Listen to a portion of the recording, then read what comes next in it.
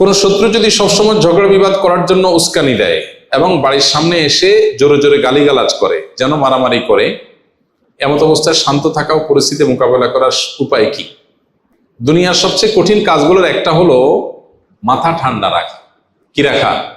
মাথা ঠান্ডা রাখা, সবর করা, সংযম করা। এটা হলো দুনিয়ার সবচেয়ে কঠিন কাজগুলো একটা।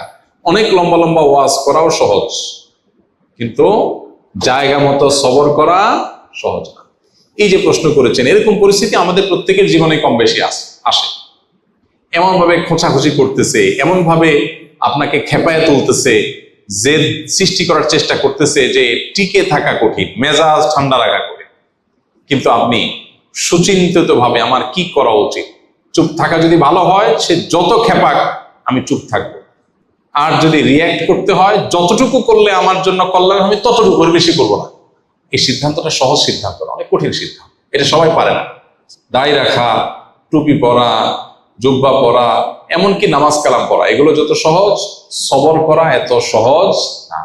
এই জন্য অনেক নামাজি কালাম মানুষও দেখবেন যে পরিস্থিতি যখন খারাপ হয়, দেখা যায় সেরাবেরা অবস্থা হয়ে গেছে, মুখ খারাপ করে গালিগালাজ করে চেতে মেতে অবস্থা খারাপ হয়ে গেছে।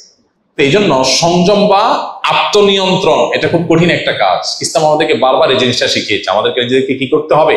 নিজেকে কন্ট্রোল করা শিখতে হবে। যেখানে যতটুকু দরকার ততটুকু ডোজ দিব, বেশি দিয়া এরপরে বলবো সরি, এটা করা উচিত না। তো এই জন্য কেউ যদি আপনাকে ঝগড়া বিবাদ করে, গায়ে পড়ে আপনাকে খেপানোর চেষ্টা করে, আপনি নিজেকে ঠান্ডা রাখবেন। আপনার জন্য একটা সান্ত্বনার হাদিস আছে, কিভাবে ঠান্ডা রাখবেন, ওই হাদিসটার কথা মনে রাখবেন। এবং মাঝে মধ্যে হাদিস লিখে বাসা বাড়িতে বিভিন্ন জায়গায় লাগিয়ে রাখতে পারেন, মোবাইল স্ক্রিনে, কম্পিউটার স্ক্রিনে এটা ভাসিয়ে রাখতে পারেন, যাতে করে আপনার মোটিভেশন হয়। আবু দাউদে বর্ণিত একটা হাদিস নবী করিম সাল্লাল্লাহু আলাইহি ওয়াসাল্লাম থেকে বর্ণিত হয়েছে, তিনি বলেছেন, আনা যাইমুন বিবাইতিন ফি রাবাদিল জান্নাতি লিমান তারাকাল মিরা ওয়া ইন কানা মুহিক্কা। অর্থাৎ নবীজি বলেছেন, আমি জান্নাতের মধ্যে একটি প্রাসাদ পাইয়ে দেওয়া। জান্নাতে প্রাসাদের মালিক হওয়া মানে কিন্তু দুনিয়ার মতো কোন ফ্ল্যাট প্লট বা বাড়ির মালিক হওয়ার মতো না। দুনিয়াতে মানুষ মালিক হয় কতদিনের জন্য?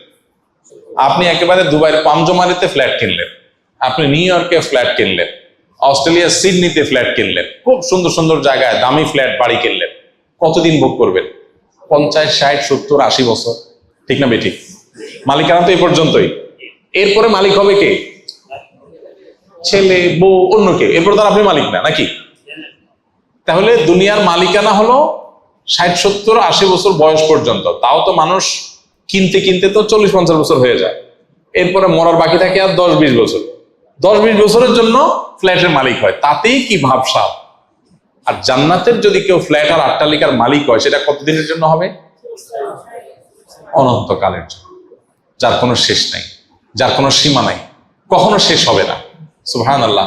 নবীজি বলেছেন, আমি ওই ব্যক্তির জন্য জান্নাতের মধ্যখানে প্রাসাদ আল্লাহর কাছ থেকে পাইয়ে দেওয়ার দায়িত্ব নিলাম।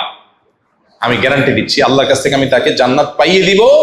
যে ব্যক্তি ঝগড়া করার উপলক্ষ তৈরি হওয়ার পরেও অন্যায়ভাবে তার উপরে জুলুম করা হচ্ছে, তারপরে সে কথা বাড়াচ্ছে না, কেন? ঝগড়া বাড়বে সেজন্য।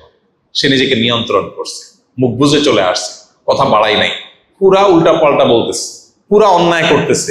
চাইলেই এখানে এটাকে নিয়ে সামনে বাড়ায় ঝগড়া করা যায়, কিন্তু সে ঝগড়াটা এড়াইতে চাচ্ছে, এই জন্য বলছে, ভাই থাক, ঠিক আছে ভাই, আপনি যা বলছেন ওকে। সে সামনে কথা বাড়াইতে চায় না। নিজের ন্যায়ের উপরে থাকা সত্ত্বেও, ন্যায়ের উপরে থাকলেও সাধারণত একটু ঝগড়া করতে বেশি মন চায় না। শয়তান তখন উস্কায়, শয়তান বলে যে, এই তুমি চুপ থাকবা, কি দুঃখে মিয়া, সে তো উল্টা পাল্টা কথা বলতেছে। আরে এইসব উল্টা কথা মানা যায় নাকি? ঝগড়া করার পর কেউ জিজ্ঞেস করে, ভাই এত চেঁচাচেঁচি গেলেন, আরে ভাই কি উল্টা পাল্টা কথা শোনেন না, মাথা ঠিক থাকে। শয়তান যুক্তি দেওয়ায় না। কিন্তু ইমানদার, বুদ্ধিমান ইমানদার, যে ওই যে জান্নাতে আল্লাহ নবীর দায়িত্ব নেওয়া প্রাসাদের মালিক হতে চায়, সে কি করবে? সে দেখতেছে উল্টা পাল্টা হচ্ছে, দেখছে যে কথা বললে এখানে ঝগড়া হবে, ঝগড়া হলে আমার মেজাজটা গরম হবে, তার চাইতে বলবে, ভাই ঠিক আছে ভাই। ওয়াইদা খাতাবাহুমুল জাহিলুনা ক্বালু সালাম। জাহেলদের সাথে কথা বললে বলবে সালাম। এই মানুষটা খুব কম সমাজে, এই মানুষের সংখ্যা খুব, কারণ জান্নাতি মানুষ তো কম হবে। তাহলে এবার দেখেন, যৌক্তিক হোক, আপনার কথাটাই সঠিক, সে উল্টাপাল্টা বলতেছে, ফেসবুকে একদিনে পোস্ট লিখছে, আর দেখলে মেজাজটা কি উল্টাপাল্টা কথা বলতেছে। এই জন্য আপনি কমেন্ট বক্সে গিয়া তার গোষ্ঠী উদ্ধার করে গালিগালাজ দিল, সে আবার আপনার গোষ্ঠী উদ্ধার করে, আপনি আবার তার দাদার গোষ্ঠী উদ্ধার করলেন। এভাবে আস্তে আস্তে সামনে বাড়তে থাকলো। বুদ্ধিমানের কাজ সম্ভব হলে যৌক্তিকভাবে পারলে তাকে বুঝালাম, আর যদি মনে হয় বুঝাইতে গিয়ে উল্টা বরং আমারই মেজাজ গরম হবে একটু পর, তার চাইতে ভালো বলবো ভাই ঠিক আছে আপনারটা নিয়ে আপনি থাকেন, মুস্কি হাসি দিয়ে চলে আসবো। এটা হলো বুদ্ধিমান মানুষের কাজ। ওয়াইজা খাতাবাহুমুল জাহিলুনা ক্বালু সালামা, জাহেলদের সাথে কথা বলবো ভাই সালাম, সালাম ভাই সালাম, থাকো তুমি, আমি ঝগড়াতে নেই। ইমানদারে তো ফালতু সময় না বসে বসে তেনা পেঁচাবে। এই জন্য ভাই গ্রামে শহরে সব জায়গায়, বিশেষ করে গ্রামে তো এগুলো অনেক বেশি হয়, আইল ঠেলা ঠেলি, জমি ঠেলা ঠেলি, গন্ডগোল, ফাসাদ, মানে গায়ের উপর এসে এসে পড়ে, তাই না? ঠিক রাখা কঠিন, কিন্তু এই কঠিন কাজটা করতে পারলেই জান্নাত পাওয়া যাবে। আল্লাহ আমাদেরকে তৌফিক দান করুন। একজন মহিলার স্বামী মারা যাওয়ার পর তিনি অন্য এক পুরুষকে বিয়ে করেন, পরবর্তীতে তারা উভয়ই মারা যান। এখন আমার জানার বিষয় হলো ওই মহিলা জান্নাতে কোন স্বামীকে পাবেন? এই মহিলা, তাকে তার আগের স্বামী অনেক ভালোবাসতো, উনি মারা গেছে, এখন তারা যদি না পায় তাহলে জান্নাতে তার কষ্ট হবে না? আবার সে যদি তারে পায় তাহলে দ্বিতীয় যে স্বামী ছিল বেচারার দোষ, মুসিবত না?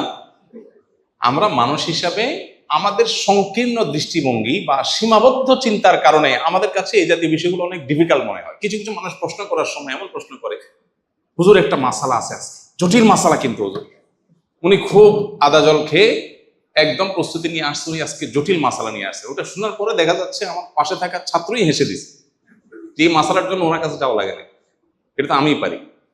কিন্তু যিনি আসছেন তিনি মনে করতেছেন এটা কি মহা জটিল। তো বান্দা মনে করতেছে আল্লাহ এখানে কি করবে, নাউজুবিল্লাহ, আল্লাহ তো এখানে সিদ্ধান্ত দিবে কিভাবে, একজনকে দিলে আরেকজন নাখোশ হয়ে যাবে। আল্লাহর চিন্তা আপনার না করলেও চলবে। আল্লাহ রাব্বুল আলামিন কতভাবে সমাধান করতে পারে সেটা আল্লাহ তাআলা ভালো জানেন। একটা সম্ভাব্য ওয়ে, জাস্ট একটা আইডিয়া, আল্লাহ যাকে দিবেন, সর্বশেষ স্বামী যিনি, এক স্বামীর সাথে ছিল, সে স্বামী মারা গেলেন, আরেক বিয়ে হলো, এই স্বামীও মারা গেলেন, আরেক বিয়ে হলো, সর্বশেষ যে স্বামী ছিল, এই স্বামীর সাথে যদি আল্লাহ তাআলা এই ভদ্র মহিলাকে দেন জান্নাতে, তাহলে প্রশ্ন হলো আগের স্বামীটা তার ভুলতে পারবে না, জান্নাতে তারা তো তার মিস করবে। উত্তর হলো আল্লাহ তাআলা তার প্রোফাইল থেকে এই মহিলাকে ডিলিট করে দিবেন। কি বলেন? তার মেমোরি থেকে ডিলিট করে দিবেন। এরকম কোন মানুষ তার পৃথিবীতে ছিল, সে হতে পারে না এরকম। আজকাল বিভিন্ন রোগের কারণেও তো মানুষ এরকম হয়ে যায় না, যে তার ছেলেকে ভুলে গেছে আর সে চিনে না। তো আল্লাহ রাব্বুল আলামিন কতভাবে ম্যানেজ করবেন এটা আল্লাহ তাআলা ভালো জানেন। আপাত দৃষ্টিতে তো সর্বশেষ স্বামী যিনি, তার সাথে থাকবে, এটা খোলা চোখে বোঝা যাবে। এই বিষয়গুলোকে কোরআন হাদিস আলাদা করে ডিসক্লোজ করে নাই, এগুলো আলাদা স্পষ্ট করা হয় না, অতএব এগুলোতে আমাদের ঘাটাঘাটি না করলেও চলবে। এখন মুশকিল হলো মানুষ দুনিয়া থেকে আখিরাতটাকে দুনিয়ার মতো মনে করে। মহিলা চিন্তা করে আমি কোনটারে পাবো, স্বামী চিন্তা করে হায় আমি পাবো কিনা। আরে চান্দু, কিয়ামতের ময়দানে ইয়া নফসি বলতে জান যাবে, কারে পাবে না পাবে সে তো বহুত পরের কাহিনী, তাই না? এই জন্য আমরা দুনিয়াটারে আমাদের মতো করে ভাবি, এই জন্য এরকম মনে হয়। যে এক মহিলা অনেক আগে লাইভে আমার কাছে প্রশ্ন করেছিল, লিখেছিল যে ভাই এমন কোনো আমল আছে কিনা যে আমি মারা যাওয়ার পরে আমার স্বামী আর কোনো বিয়ে করতে পারবে না। তা আমি বললাম যে আপনি মারা যাওয়ার পরে আপনার চরকায় তেল দিতে দিতে জান যাবে, স্বামী বিয়ে করছে না অন্য কি করছে এটা দেখার সময় আপনার হবে না। এটা দুনিয়াতে এখন ফুর্তিতে আছেন তো এই জন্য এসব মনে হচ্ছে, মরার পরে আপনার সেই ফিলিংস থাকার কথা না, ইয়ানসি করতে যাবেন। তো যাই হোক, এটা আল্লাহ তাআলা ভালো জানেন এবং আল্লাহর জন্য এগুলোর সমাধান কোনো জটিল বিষয় না, আমাদের কাছে অনেক জটিল মনে হতে পারে।